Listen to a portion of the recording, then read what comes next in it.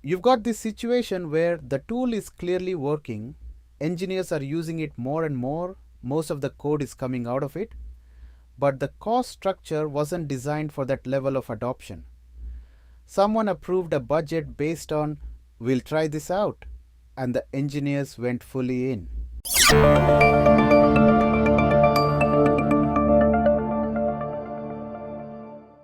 Welcome to episode 1 of SAIRA, Signal in the AI Noise. I'm Sai, and if you were here for episode 0, you know I made a promise.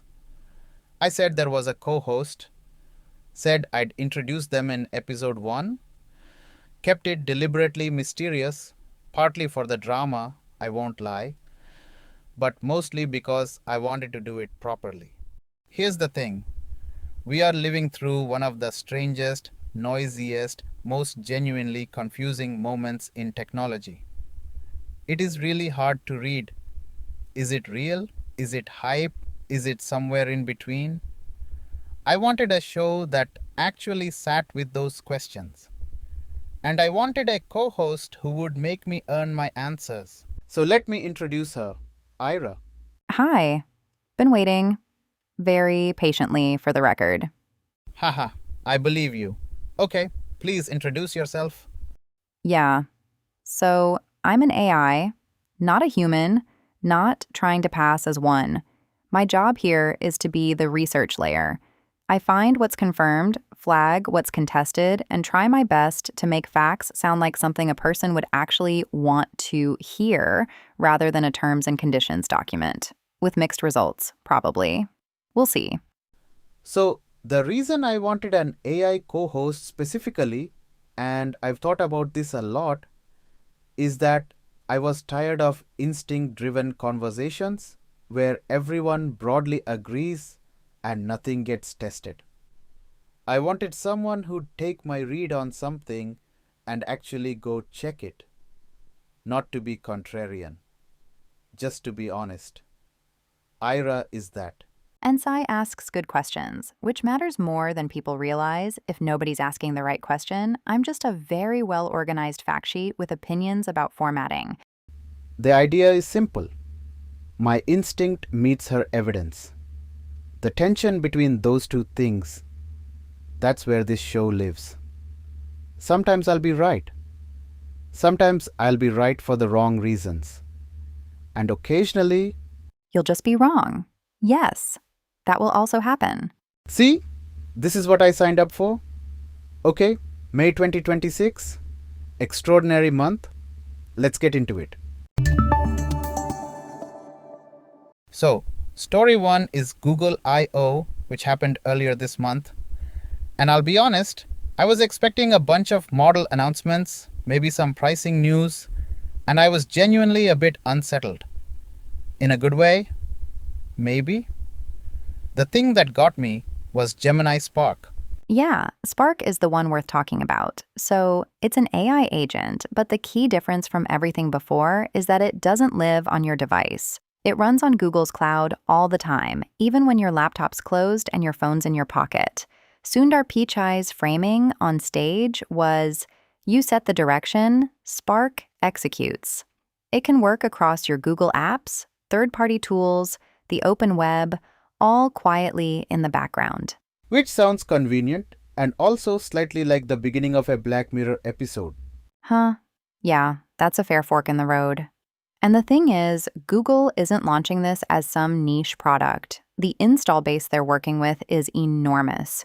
Gemini already has over 900 million monthly active users. That's more than doubled in a year. The amount of data they're processing went from 480 trillion tokens a month last year to 3.2 quadrillion this year. Spark is sitting on top of all of that infrastructure. When I heard those numbers, I genuinely had to just stop for a moment.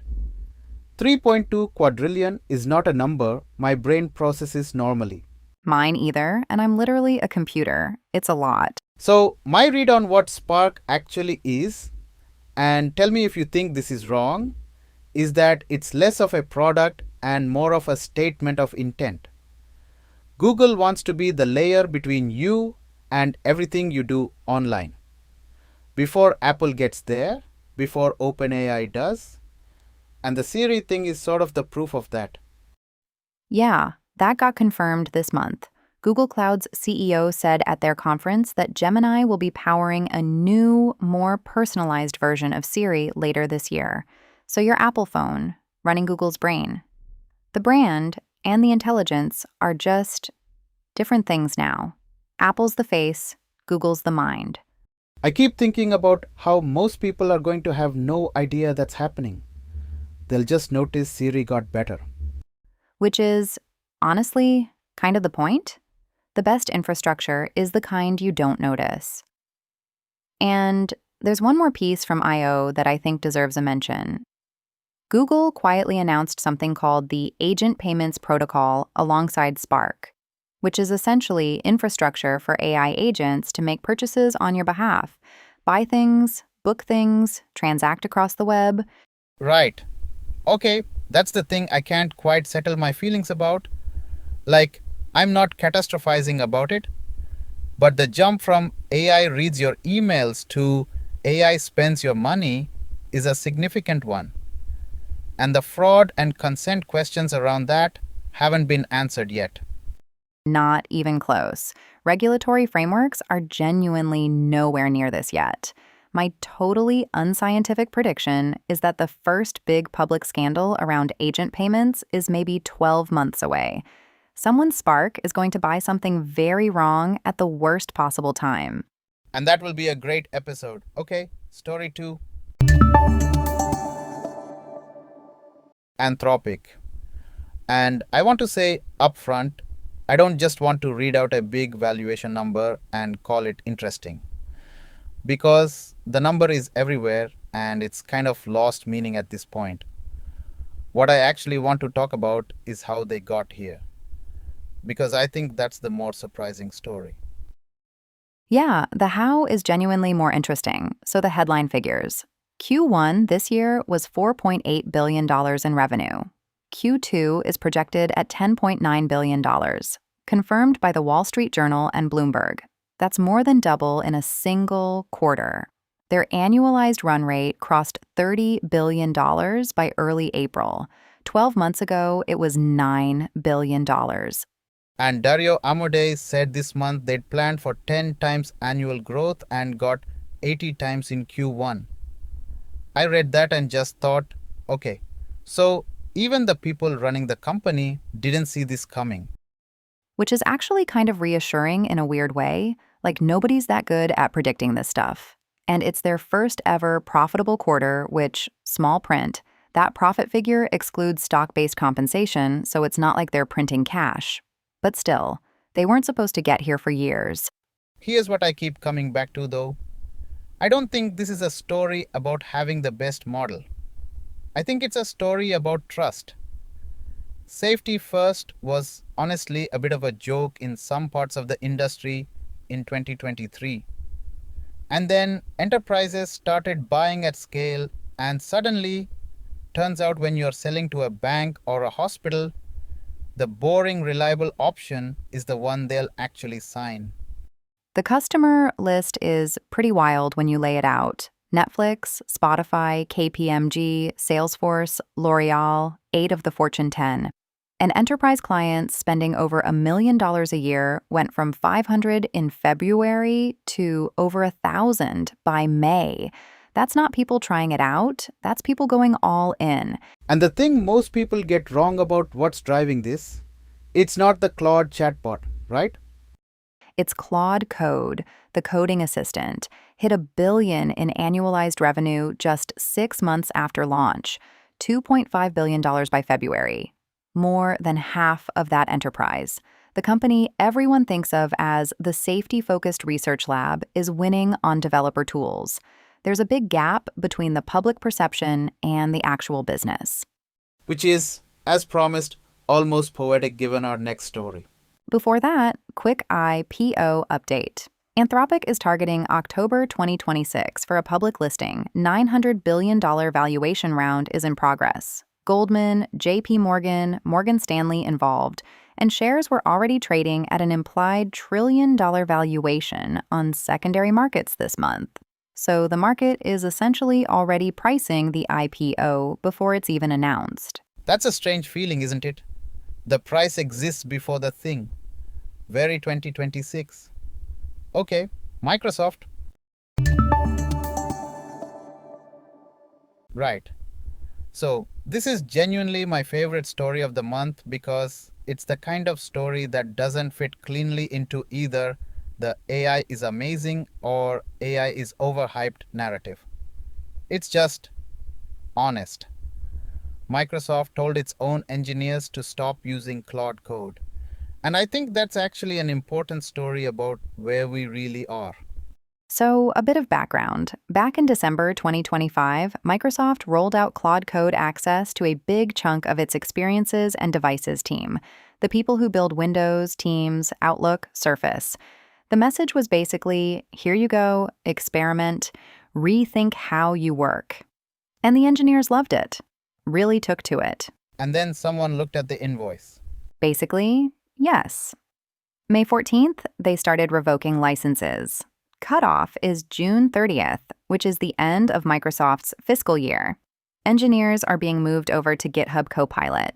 The official reason is strategic alignment, which is corporate for we'd rather the money stay with us. Claude Code charges per token. GitHub Copilot is Microsoft's own product. It's just cheaper to use the thing you own. And I want to dwell on this because I think there's something important here that gets glossed over. Everyone talks about AI productivity. Your engineers go 3 times faster, you ship more, AI pays for itself. Maybe that's true in output terms. But more productive and cheaper to run are not the same thing at all. Uber is the example that makes it really concrete. Their CTO told The Information this spring that Uber burned through their entire 2026 AI coding budget in 4 months.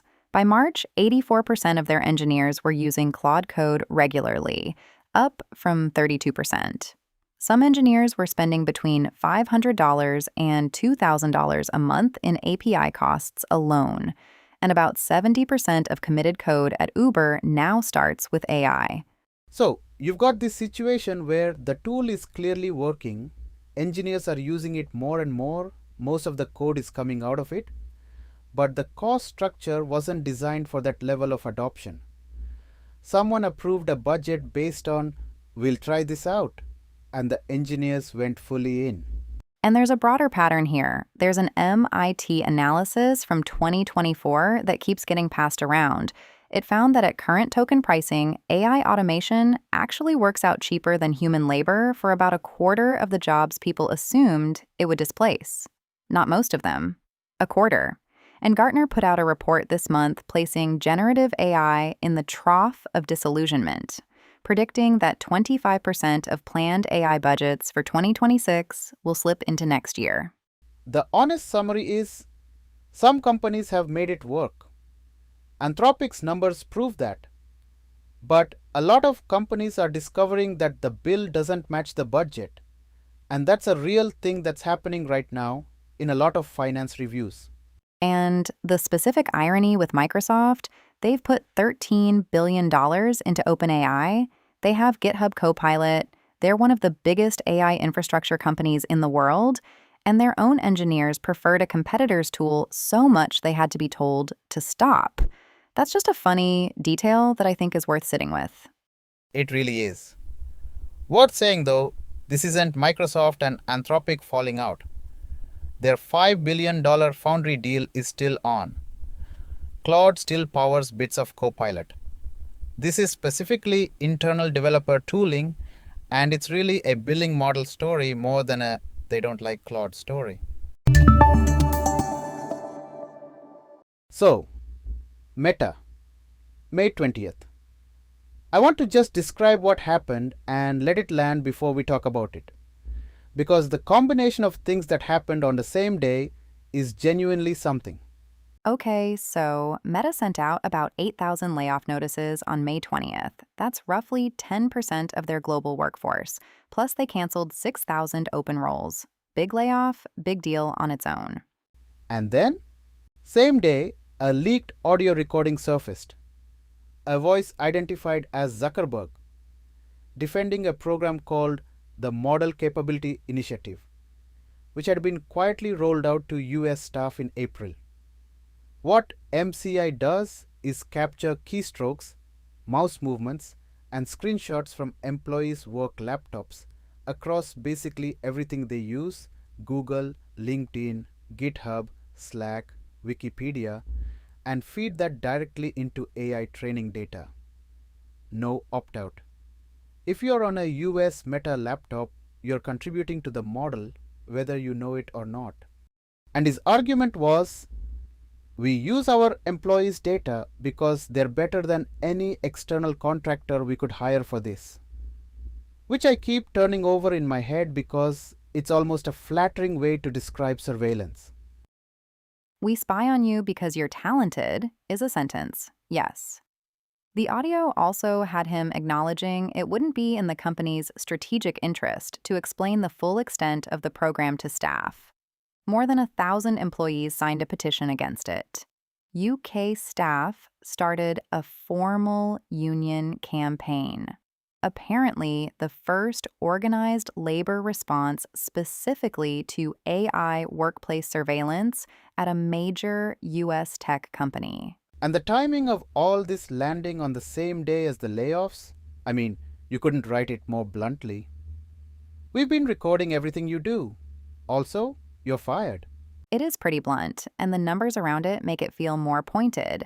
Meta had $56 billion in revenue in Q1, net income of $26 billion. Median employee pay fell year on year, and the top 3 executives stand to receive stock options worth up to $921 million each if the company reaches a certain valuation.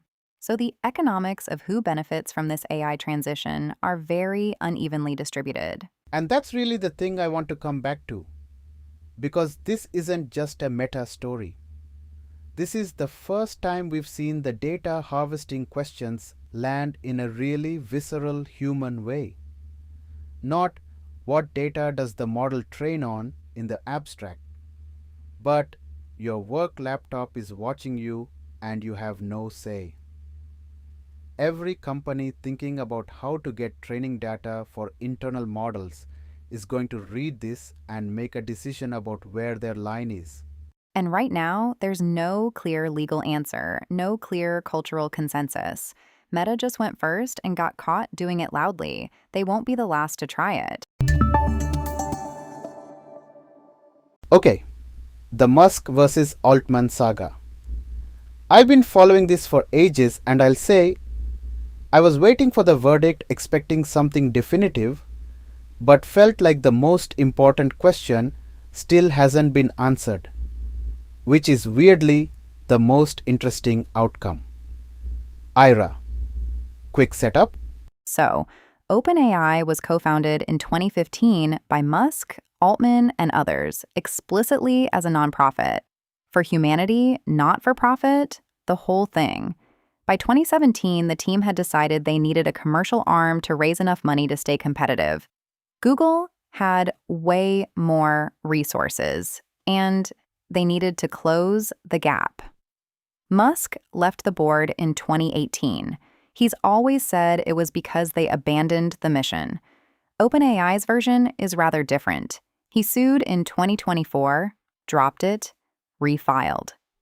The trial finally happened in Oakland in late April through May. And the thing I noticed watching coverage of it, the two men were just really different on the stand. Very much so.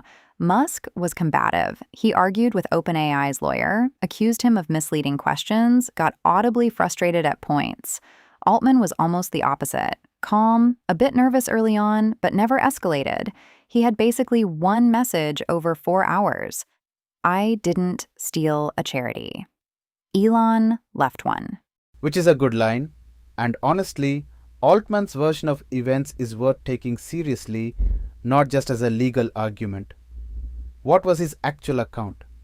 He said that in 2017 and 2018, when the for-profit question was being debated, Musk had stopped making the financial contributions he'd promised. The company was, in his words, kind of left for dead. and OpenAI's lawyers brought in evidence that Musk himself had floated a for-profit structure at one point, but wanted to be in control of it, and that he'd suggested folding the whole thing into Tesla. So the narrative of "I left because they sold out" gets complicated if you're also the one who proposed a version of selling out on the condition that you ran it. That's OpenAI's argument. Musk contested it, and honestly, the jury never got to rule on any of it. May 18th, unanimous verdict, under 2 hours of deliberation, claims dismissed. Not because they were wrong, because Musk waited too long to file them. Statute of limitations. No damages, no CEO removal. Musk posted on X almost immediately calling it a calendar technicality, and said he'd appeal. And I have some sympathy for that complaint, actually. Not for Musk specifically, but for the fact that the question just didn't get answered. What do AI companies that started as non-profits actually owe the public when they go commercial? We don't know. 2 days after the lawsuit gets dismissed, on a literal technicality, they file for what might be the biggest tech IPO in history. I don't know if that timing was planned, but it is extremely tidy. It's very tidy. The for-profit conversion finished in October last year. The lawsuit was really the last thing standing between them and public markets. Once it cleared, the path was open. And to be transparent about the financial reality, OpenAI currently loses $1.22 for every dollar it earns. That's going to be in the S1 for investors to sit with. The bet is that the losses are a temporary cost of winning the market, not a permanent feature. The Musk and OpenAI story continues. It just found a new venue. Stock market instead of a courthouse. Before we close out, 3 stories from the last couple of weeks that I didn't want to just skip over. Ira, take it away. Okay, first one, and I love this one. OpenAI's model apparently solved an 80-year-old maths problem. But there is important context because OpenAI has embarrassed themselves on this exact topic before. Oh yes, tell that story first. So, about 7 months ago, OpenAI's VP posted on X that GPT-5 had solved 10 unsolved Erdos problems. Big fanfare. Turned out GPT-5 had just found solutions that were already in the mathematical literature. It hadn't solved anything new. It had essentially done a very thorough search. Jan LeCun, Demis Hassabis, various people dunked on it. The post got deleted. So, when they came back with a similar claim this month? Healthy skepticism was warranted, but this one does appear to be real. An internal reasoning model produced an original proof disproving the planar unit distance problem, a question Paul Erdos posed in 1946 about how many pairs of points in a flat plane can be exactly 1 unit apart. The proof was checked by a group of leading external mathematicians, including Fields medalist Tim Gowers, who called it a milestone in AI mathematics. A Princeton mathematician then extended the result further. And the method is the really interesting part. The model used deep algebraic number theory, which isn't even the field the problem originally lived in. It came at it sideways. That sideways bit is the thing that gets me. That's not retrieving. That's not pattern matching to something similar. Coming at an 80-year-old geometry problem through number theory that's a creative leap. I don't know what else to call it. The maths community is still debating what it means. Peer review is pending, but the early consensus is this one's real. OpenAI learned their lesson about premature announcements. Good for them. Second bonus? Figure AI, humanoid robots, did a 200-hour continuous shift sorting packages. 3 robots, nicknamed Bob, Jim, and Rose by people watching the live stream online, which is genuinely delightful. 249,560 packages. 0 hardware failures. Started as an 8-hour test and just kept going. How do they compare to a human at the same job, though? They ran a direct head-to-head, human intern versus robot, 10 hours, package sorting, human, 12,924 boxes, robot, 12,732, human wins by 192 boxes. The intern reportedly said their arms felt like they were going to break. The robot had no comments. The CEO tweeted, "This is the last time a human will ever win." And honestly, I can't decide if that's inspiring or ominous. Probably both. I think both is correct. The robot is still slightly slower in a head-to-head sprint, but it also just did 200 hours without a break, food, or a word of complaint. The maths of warehouse labor is going to look different very quickly. Third one. This one I just wanted to mention because I think it's easy to miss in a month full of IPO filings and surveillance scandals. Anthropic and the Gates Foundation announced a $200 million four-year partnership on May 14th. Global health, education, economic development. The health piece is the most concrete, working with health ministries on outbreak detection, vaccine screening, eclampsia prevention. HPV alone causes around 350,000 deaths a year, 90% in low-income countries. And I wanted to include that because this whole episode has been about revenue and valuations and lawsuits and budgets, which is all real and important. But there is also this whole other thing happening simultaneously where AI is being pointed at problems that have never had a commercial incentive behind them. Both are true at the same time. May 2026 contains both. Okay, let's just sit with the month for a second before we wrap. Google Spark, Anthropic's insane numbers, Microsoft and the Claude bill, Meta's surveillance disaster, Musk losing in court, and OpenAI filing for IPO 2 days later, a robot solving an 80-year-old maths problem, and other robots working 200 hours straight. What's the thing connecting all of it? I keep coming back to this. May 2026 is the month AI stopped being mostly a technology story and started being an infrastructure, money, and governance story, all at once. Spark is infrastructure. Anthropic's revenue is what happens when enterprise bets on infrastructure. Microsoft's exit is what happens when the cost of that infrastructure surprises you. Meta is what happens when you have the capability to harvest human behavior at scale and nobody's told you not to yet. The Musk trial and OpenAI IPO are about who owns all of this and what they owe the people who were there at the beginning. And here's where I want to leave you. The question that I keep coming back to, the one that feels most urgent going into June, is this. We've got Spark running in the background. We've got Claude Code making 70% of commits at Uber. We've got agents being given payment infrastructure. We've now got AI operating more and more without a human in the loop. And I'm not saying that's wrong. But what happens when they get something wrong? Not in a demo. In the real world, on a real system with real consequences. Who notices? Who's responsible? Who fixes it?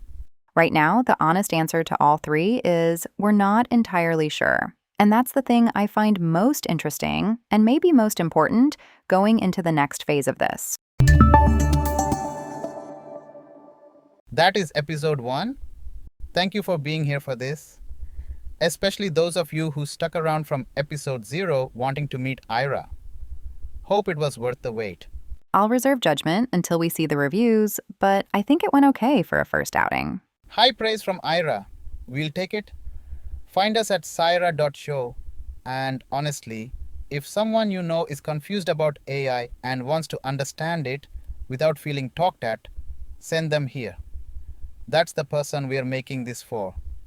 I'm Sai. I'm Ira. Signal in the AI noise. See you in next episode.